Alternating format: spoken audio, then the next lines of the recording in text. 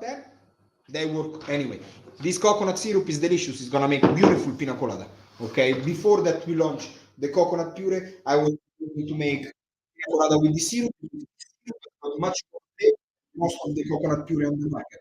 So it still can work. But now we have the coconut puree, of course, I am gonna propose you to use the puree. Okay, clear the difference? Nice. So to wrap up this, guys, who is Giffard in terms of product? We are a product that is born to be the greatest weapon for the creativity of bartenders. We want to have a product that is an actual added value to your cocktails, okay, that brings something, which use quality raw material from the most basic, water and sugar, white sugar from normally from sugar beet, water from the Loire River, fruit, selected fruit, and this is where we really make the difference. All of this made in the most natural way as possible. Okay. Now, liqueurs, guys. What is it, a liqueur, by the way? What's the difference between a liqueur and a vodka? Why vodka is a vodka and why liqueur is a liqueur? Distillation. Sorry? Distillation. No. The liquor has sugar content, liquor has flavor, and I think that's pretty much it. The percentage of the alcohol as well. Okay, distillation not, because triple sec, maraschino, they are distilled liquor. Distillation not, because triple sec is a distilled liquor. Okay, what was your point? Distillation, right? No, the volume. The alcohol. So triple sec, 40%, vodka 40%. So it's not impactful. What is the main classification? What makes a liquor? A liquor is the sugar content. Okay, so that is what defines. All the rest doesn't matter. Okay, to be a liquor, we are gonna see later the specific rules, but sugar is what makes a liquor. Okay, so I'm gonna start now to see the history of liquor. Okay, so but before, what it means the word liquor itself. Okay, the word liquor itself comes from the Latin word liquefacere, okay, which in English means to dissolve. Okay, and if we check the traditional method of how to make liqueurs, okay, maceration, which is not maceração in Portuguese, is more infusão.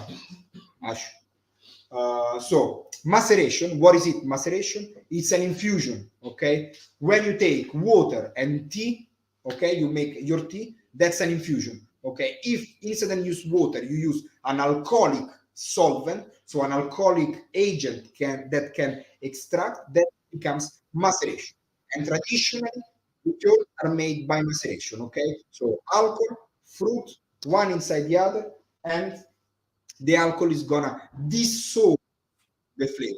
Okay, from point A, the fruit, to point B, the alcohol, and that's where it comes from, the word liqueur, to dissolve, liquefacere, which in English means to dissolve. Now that you know the traditional method, it makes sense. Okay, we are dissolving flavor from point A to point B. Okay, now the history of liqueur. What happened in the last 500 years of liqueur? So what happened? So how did we arrive? We know what's the story of rum, we know what's the story of vodka, we know what's the story of whiskey, tequila, but what's the story of liqueur? How did we arrive until nowadays with this kind of product? It's not an easy, yes. Yes, for sure, yes.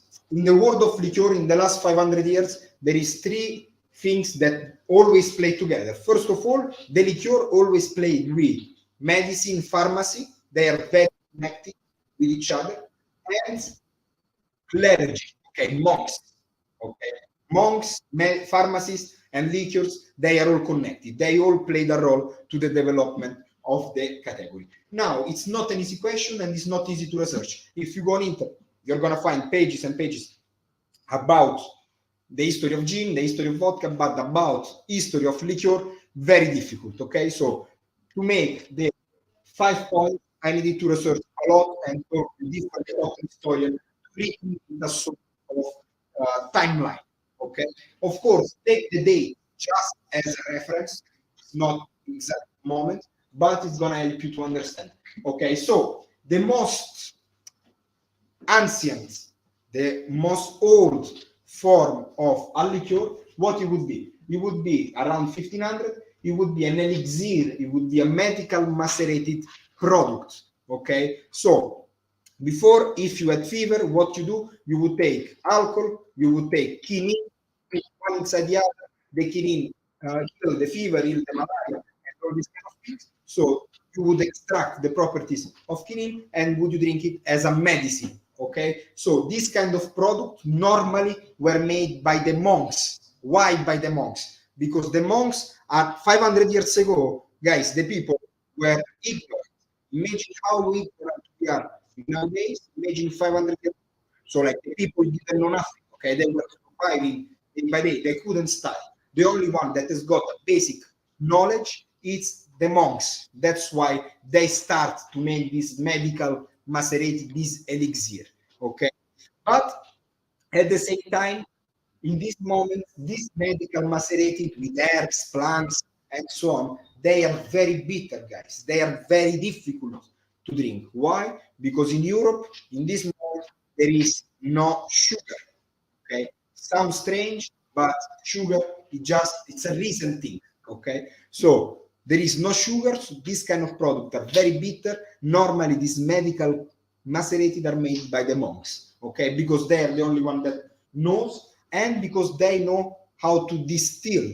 Who bring distillation to Europe? It were the monks. They went to Middle East. Okay, they learn, they steal the ideas. Probably they actually steal also the physical thing, the pot still, the alembics, and this kind of thing from the Middle East people that they were using for perfume and these kind of things. They bring it to Europe so they can distill. They have the basic to make a medical purposes thing. They have the knowledge, and that's why it's been there. Okay. Then 100 years after, the fruit starts to play the first role, not as a main ingredient, okay, as nowadays, but there was a French pharmacist that said, guys, if your medical macerated are too bitter, too difficult to drink, feel free to add a little touch of dry fruit, dry apricot, raisin, dry fig, to bring a little bit of sweetness, okay? So the fruit starts to play the game as a sweetener, okay, because sugar still not a bit. Then 100 years after, 1700, something starts to change. In Europe, the sugar starts to be a little bit more available here and there, okay, from the colonies of the Caribbean, primarily from France, Spanish, they were bringing sugar from there. But what happened? This moment, as you can see, liquor, the medicine for healthy people. What it means? Basically, now that there is sugar, of course, not for us, for the rich people, for the royal family, for the properly rich one. Okay? So now, before I have to drink Terchini kind of macerated product without sugar, very bitter, very difficult, because I was sick. Okay, but now I have sugar. If I put a little bit of sugar, this quinine macerated, actually it tastes good. And actually, you know what? I am gonna drink it even though I am not sick. Okay, so the liqueur are still perceived as a medical product, okay, not as a pleasure product. They are still considered as a medical product, but with the add a little bit of sugar, I am gonna drink it even though I am healthy because they start to taste a bit better. Okay, so that's why the medicine for healthy people. Slow. We have started. Then 1850, 150 years after, more or less, modern medicine and the liquor boom. What it means? Here the game starts to change. Okay, slowly, gradually, but here is where we have the switch. Okay, what is the switch? Until now, the pharmacy, it was only artisanal. Okay, so only elixir made only for you from the pharmacist. But nowadays, some new medicine starts to appear. Okay, starts to appear. Tablets, the first pills, of course, very little, step by step, year by year. But modern medicine happen, okay, a bit closer to what is it nowadays. So what I am gonna do now that you can take pills at the pharmacy, let's say, I am gonna waste 350 years of experience on maceration. No, I'm gonna keep my 350 years of experience to create a product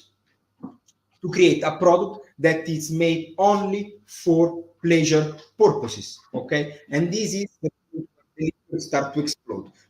People use the macerations to make liquors to drink on its own, okay? So for pleasure purposes. And then 1950, the liquor decreased after the war as normal, and now they are bouncing back thanks to the second golden era of cocktails, as we are doing nowadays, okay? So this is quickly the. At the beginning, I mentioned why France, guys. So I mentioned that France is the home country of liquor and syrup. Why?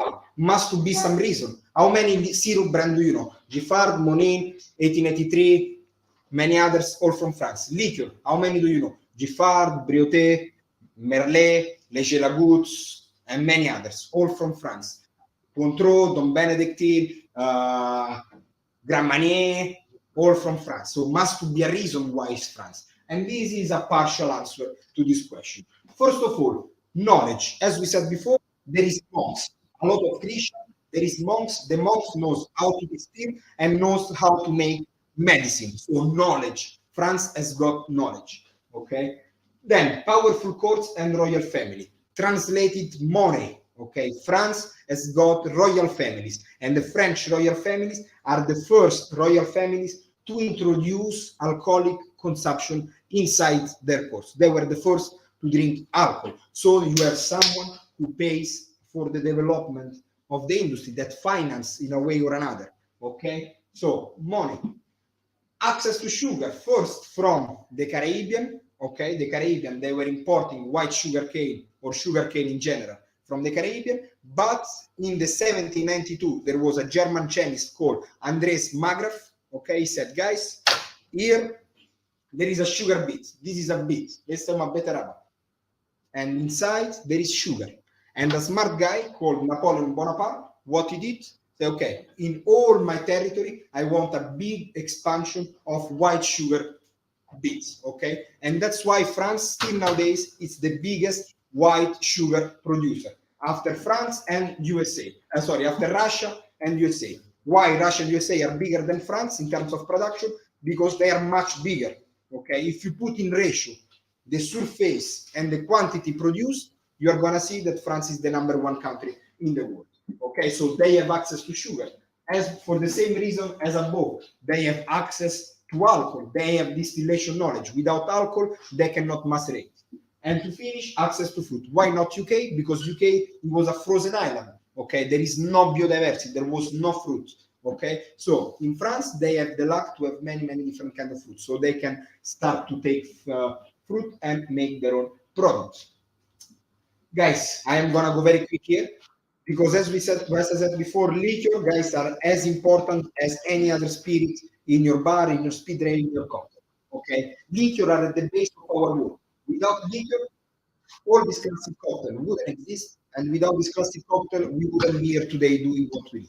Okay, so these are a few: chartreuse, Stinger, crème de menthe, Singapore sling with cherry, here with crème de cassis, Imperial with framboise, Alexander with crème de cacao, Aviation with violet, Sidecar with triplets, Venetian spritz aperitivo, Paradise Emperor apricot brandy, Zombie with orange curacao, Bucaré with Don Benedictine, Rastinelli with Drambuie, Black Russian coffee liqueur, and Bobanga Italiano, Godfather with Amaretto, Tokyo Ski with Midori, Japanese with Midori, Sex on the Beach with peach liqueur, Bramble with blackberry liqueur, and Tomstar Martini with passion fruit, which is probably one of the most trendy flavor and cocktail nowadays.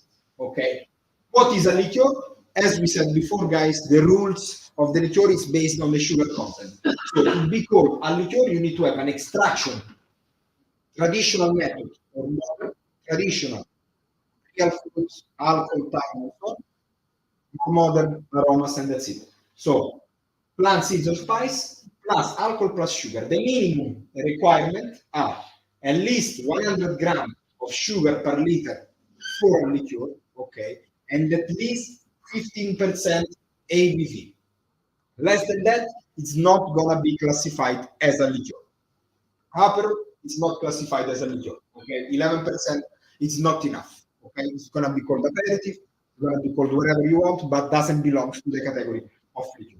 Then sometimes on the liqueur, you're gonna see that it is written, for example, banana liqueur or crème de banane, okay, crème de mûre, crème de cassis, crème de menthe, crème de cacao blanc, and so on. Okay, so all of this is because there is the different regulation for the sugar content. Okay, liquor is gonna be minimum 100 gram up to 249. From 250 and above, it's gonna be classified as a crème. Okay, this is good for you to know as a general knowledge as a bartender, but it's gonna help you also when you're gonna balance the next cocktail. If you see that it's a crème, you're gonna automatically know that there is more sugar content. Okay. Now, how do we make liqueur? And then I'm gonna speak about a little bit, guys. Liqueur is not an easy thing to make. It can look easy, okay? It looks easy because it's something that you can see, okay? It's not abstract as the distillation, but it's not easy, okay? To make a great quality liqueur, there is several steps, and each of them has to be made very carefully. Let's start. First of all, selection of the fruit, and this is coming back to you, Cariso. You see, we need to choose which fruit to use to make our liqueur. And it's not an easy choice. Pineapple. You know this very well. Portuguese has got the only language that has got pineapple and ananas, abacaxi. Still didn't understand what's the difference, but it makes sense because it's not the same thing, you know. And this is the same. So 4 different kind of pineapple. They are looking completely different from each other. They taste completely different from each other. So we need to choose one that works very well for us. How we are going to choose this? How we are going to choose our fruit? We need to take into consideration a few parameters. First of all, sweetness. We want to have quality fruit with a good level of natural sugar inside. Okay, first because it's going to help us to have less added sugar later, but at the same time, it means that it's got a full body flavor. Okay, we want to have a flavorful fruit. Okay, we don't want to have a white strawberry. We want to have a strawberry that is juicy, that has got a lot of flavor. Okay, then freshness and aroma. We want to have complexity. Okay, we want to have a pineapple that has got a complex flavor, not that is just flat. Okay, and we want to have something fresh, something bright, something vibrant. Okay, and to finish, stability. Okay, so before we wanted to make our pineapple liqueur with Queen Victoria, small pineapple from La Réunion, which is a little island close to Madagascar, that side. They are beautiful pineapple, okay, probably some of the very best. But if you see, they are the green. If you see stability, they are the less stable, okay. But in which term? In terms of production, okay. Queen Victoria has got a very small production, okay, and we have a very big production. So we cannot choose that kind of pineapple because you wouldn't have enough supply for us. Okay, so we need to ensure that we can source in a consistent manner that fruit from today until the next 100 years. There is enough production. Can we buy enough? Can they provide us consistently and so on? That's another important thing. Why? Because if I change pineapple, guys, I change liqueur. So there is nothing that I can do because fruit is not all the same. Okay, and this is an example of pineapple, but happen to any. Okay, and just to let you know, from the moment that I have the idea to make a pineapple liqueur, that pineapple liqueur is gonna pass 2 years. Okay, 2 years of research, experimentation, calibration, experiments here and there. Yes. Sorry. So can you tell me with this current type is more balanced? We can say I want to make a liquor, and then the I want like more freshness and aroma to make a crème. No, it's not about crème or liqueur. It's just it's more in general. So Victoria has got a beautiful flavor. Okay, you see, it's very aromatic. It's very aromatic. So it would make a beautiful liqueur. But the problem is that it's not stable. There isn't enough production. Okay, it can be that today I can buy, tomorrow I cannot buy. Today I can buy, tomorrow I cannot buy. And if I cannot have the same pineapple, I cannot launch the liqueur, because if I change, I'm gonna change completely liqueur. So, because it wasn't, at the moment we use golden from Costa Rica. You see, they are quite balanced, good amount of aroma, but golden would be better. But this ensures me a good level of stability. Golden doesn't ensure me stability, so I cannot choose it. Okay, so needs to have enough production. Okay, so it's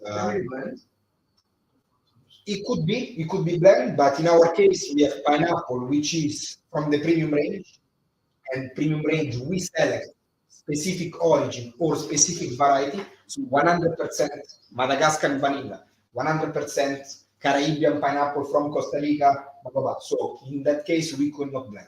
Okay? But it could be a normal liqueur, eventually yes.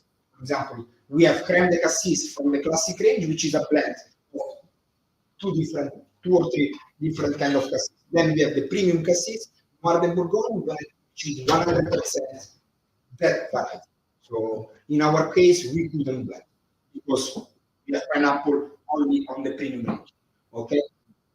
Now, guys, we choose which pineapple. What we have to do? We need to preserve it. Why? Because we work with nature, and we cannot go to the pineapple tree every day and pick the pineapple whenever we want. Okay. So the fruit has got a moment where it's got the fruit. After that, it's gone. So what we have to do? We do not make fruit. The only fruit that we do is fruit, herbs, and cassis, which we have our own fruit. The rest, we buy fruit because we are not farmers. Okay, we are liquor maker. We work with the best farmer that does the job at 100%, and then we do our job 100%. So what we need to do? We need to work close with the producer, select the best moment of expression, because the same pineapple on the tree every day change. So we need to spot the best moment, harvest that fruit, and preserve it. Okay, how we preserve it? Normally with instant freezing, which basically consists of bringing at -40 to the heart of the product in a few minutes.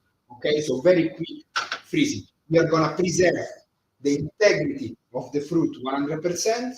We are going to preserve all the aromas, all the colors, all the flavors. Okay, sometimes we can candy the fruit. So basically, we are going to cover the fruit with sugar, but it doesn't happen very often. Okay, maybe just in pineapple.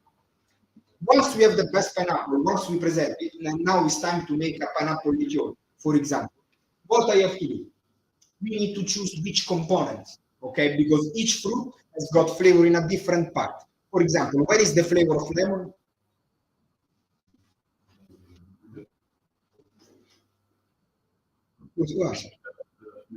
On the peel, correct. Where is the flavor? Of course, there is flavor also on the meat of the lemon, but the real flavor of the lemon is on the peel. Okay, where is the flavor of pineapple? In the meat. The skin of the pineapple, there is no flavor. We don't want that. So we need to understand where is the flavor, okay, and which part we want to use. Sometimes we want just one part, sometimes we want more than one. For example, chili, there is flavor also on the stalk, which is the green part. Do we want or we don't want? Yes, we want it. We make our chili liqueur also with the green stalk of the chili. Sometimes it's also in the stone, okay, cherry. There is flavor in the stone. We are going to use also the stone to extract flavor. Okay, so we need to see where the flavor is and which part of that flavor we want to use. Okay, after that, before to move on the next step, we need to prepare the fruit. Okay, which slicing for our fruit? Strawberry, raspberry, we are going to use full. Okay, chili, we are going to use whole. Okay, full chili, full strawberry, full raspberry. Maceration time. Okay, peach, we are going to cut in half. Apricot in quarter. Banana, what we are going to do?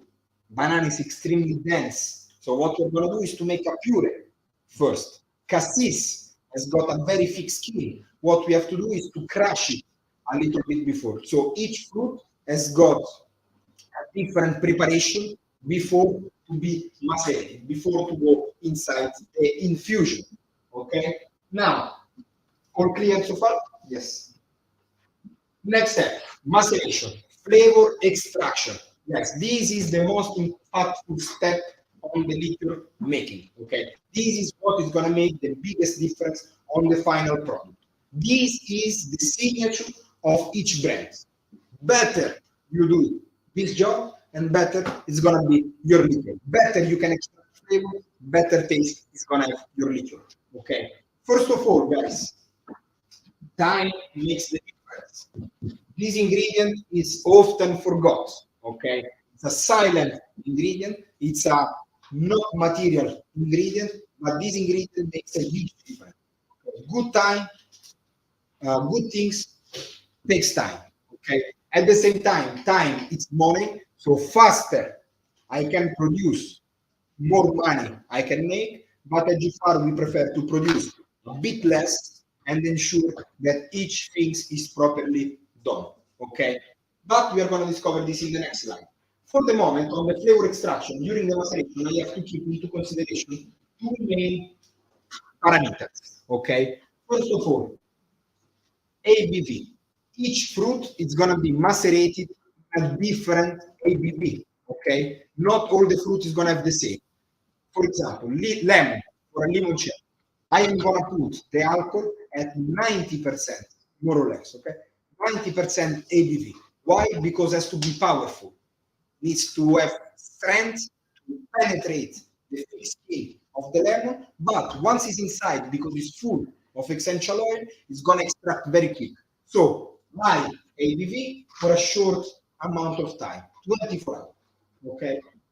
The other side, we have elderflower or rose, very delicate flower. Okay, very sensitive. If I put an elderflower, which is it's a tiny flower, guys, it's literally tiny. If I put that little flower inside 90% ABV, I promise you that there is going to be nothing left. The alcohol is going to burn all the flavor. It's going to be just bitter after. So I need to macerate in a lower ABV, 30%, for example. Okay. Then each ingredient has got a different ABV and a different time. Chili is going to take 1.5 months. We have mango, it's going to take 9 weeks. We have cassis, it's going to take 3 months. We have cherry, 3 months. We have banana, 1 month.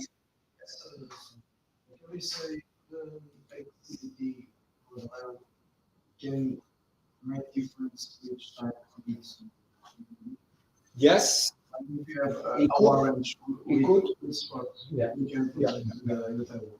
We could, but we do not use the liquid lemon, the inside. In our case, we just use the peel. Okay? So, and there is going to be difference, of course, time to time, but then it's going to be the master blender when it's going to blend to find the right, the right balance and to give consistency all across. Say the orange. Say the orange can have the same.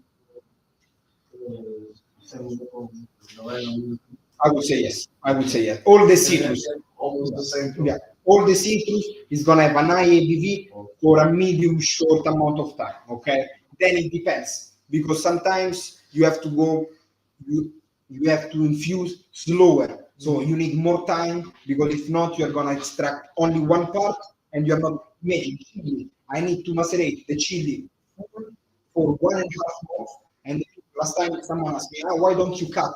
At least the spiciness is gonna come out close. Yes, but if I cut the chili, I'm gonna extract too fast the spicy, and I will not have enough time to extract flavor. So sometimes it's always a balance, about time and ABV and experimentation behind. Okay, so these are the two main parameters, guys. Okay, at Giffard, everything can take from 24 hours like limoncello up to 3 months like cassis. Okay, so time makes good things. And about this, I am going to show you on the next slide. I'm going to try. Yeah. This is the importance of time. This slide is a quick video. It's going to help you to understand the time, how important it is. So first of all, at Giffard, guys, here we can see our maceration tank. We work in small batch, 500 liter. Okay, it's a tank like that. It's shorter than me. Okay, so and it's quite different. 500 liters. Why we work in small batch? Because more quantity, more control. Okay, at the tank, alcohol and fruit Here you have the blue line, which is color, okay, and you have red line, which is simple aroma. The alcohol is very powerful extractor, okay. Quickly you can have some color and some simple aroma. But if you want to really extract the complex aroma of that ingredient, you need to wait, okay? Because you're gonna reach the green line, you're gonna reach the peak of the complex aroma just at the end. You see? Just at the end is when you reach the peak of the complex aromatic ingredient.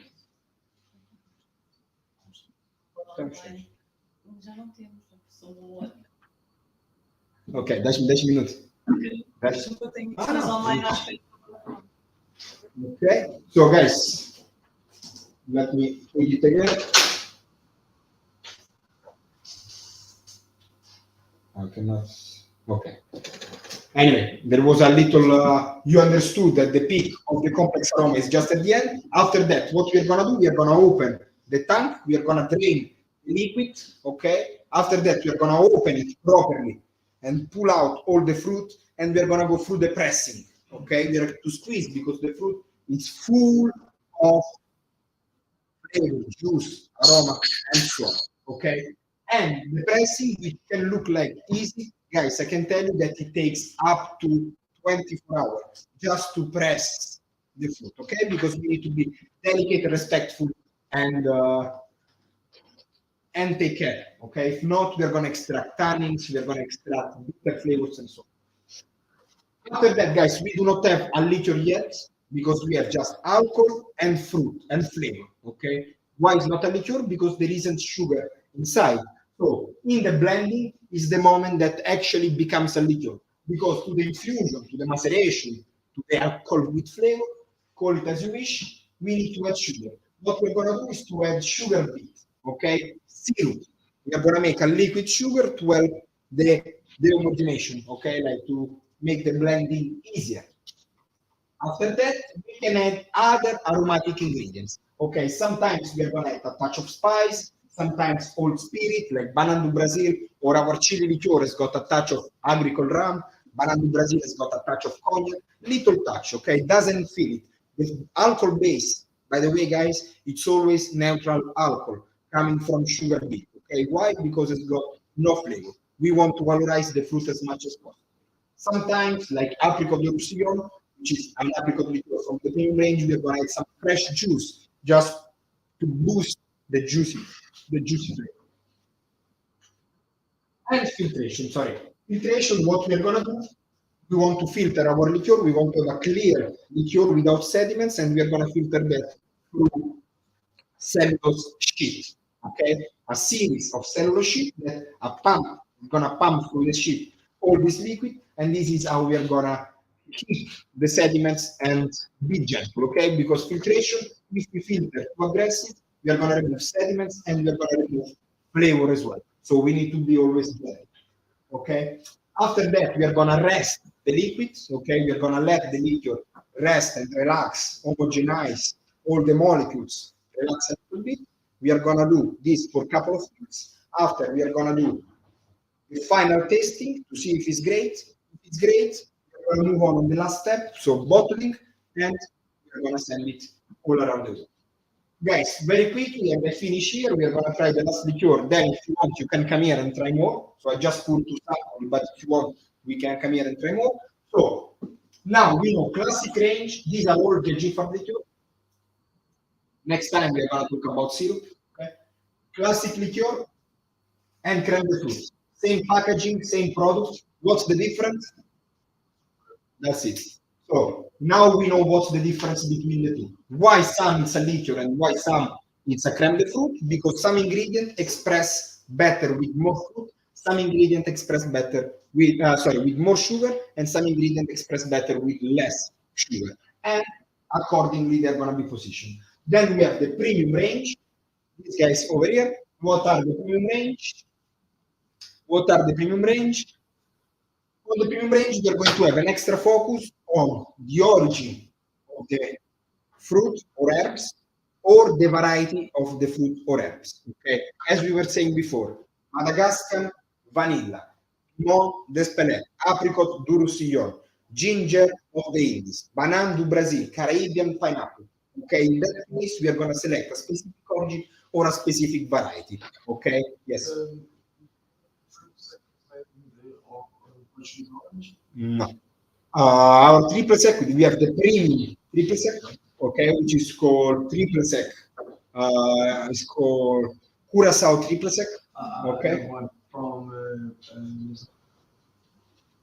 Okay. So Giffard we use for the premium.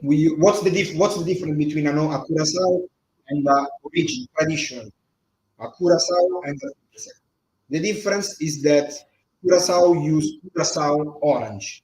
Okay, Curacao, it's a little island in the Caribbean where the Spanish colonized. They bring the Spanish orange there, but they couldn't eat the orange because the soil made those orange very big. So they use those orange to make a liqueur, and they call it Curacao. Okay, so our premium Curacao is made with selected orange from Curacao. Okay, so but yeah, nowadays people use the term of the people a little bit improperly. But yes, okay, so this is the premium range. What you should expect from the premium range is more complex recipe, more intense recipe, a bit richer, more deep, more powerful, and a great storytelling. Okay, because you have a product, using this liqueur which use this kind of chili. This kind of chili is a DOP chili, protect origin denomination, blah blah blah blah blah. The best from nature. Absolutely yes. Absolutely yes. Absolutely yes. Like to choose the best expression of that fruit word, okay, the best expression of chili, the best expression of apricot, the best expression of vanilla, and so on, and valorize it, make it shine under the form of a liqueur. Okay, guys. Now let's taste very quickly. I'm gonna let you try one of our latest released liqueur, which is becoming one of my favorites. It's mango. Okay, so when we taste the liqueur, guys, we have some inputs over there. Okay, first color. Okay, What's the percentage? I'm not sure, but 20. I think. So, guys, when we taste the liqueur, we have some parameters to take into consideration. Okay. First of all, color. So the color is gonna help us already to spoil a little bit some information, smells and he tastes it.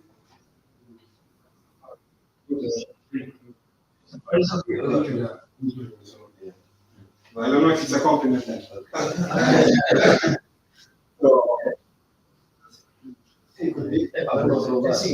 So guys, anyway, I'm saying color. Then, what is it? Aroma. What is it? The aroma? No. In general, what is aroma?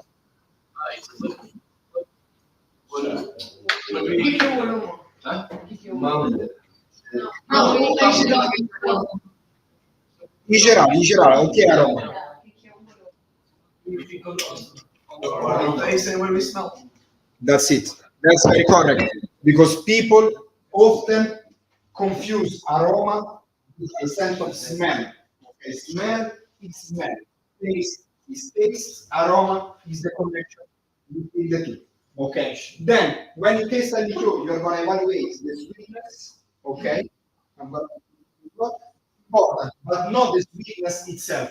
You need to check the sweetness in relation to the flavor. Okay, there is more sugar or there is more flavor. It comes first the flavor or it comes first the sugar. Okay, or you agree with me that at Giffard first comes the flavor, in this case mango, and then the sugar follow. Okay, the sugar do not overtake the flavor. Okay. When you take medicine, it also smells good, but tastes really bad. That's it. That's what you got. Then sugar, sweetness. We need to evaluate the ratio of the flavor and the sweetness. Okay, that's for the liquor. It's important to evaluate. Okay, because if you have too much sugar and takes over the flavor, it's not a great liqueur. You know, like if there is no flavor, the sugar is more important than the flavor. It's gonna be, for us, is not a great product. You know? Complexity. We want to evaluate the complexity of the flavor. Okay, what's going on, all the different aromatics that we can pick, and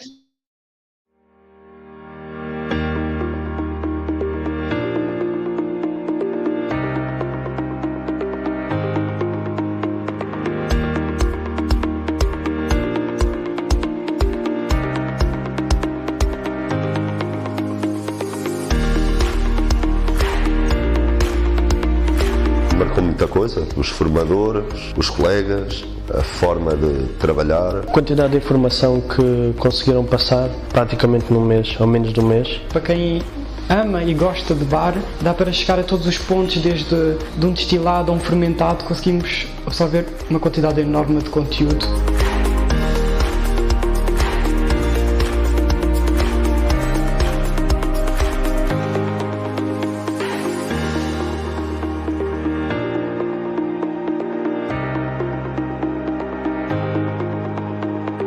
Todos eles percebiam mesmo das áreas que estavam aqui a falar, muitos deles percebiam muito mais áreas até, que facilitava muito. Falámos de muitas coisas e acabámos por falar de várias coisas numa aula que supostamente era sobre vodka, falámos de conhaques e de outras coisas, isso facilitava também bastante. Adorei todos os formadores, Hugo Silva, Pedro Costa. Gostei muito do Lapa, por exemplo. Sabem aquilo que ensinam, a gente... Teachers are all excellent. In the world, excellent teacher in the Europe, to say.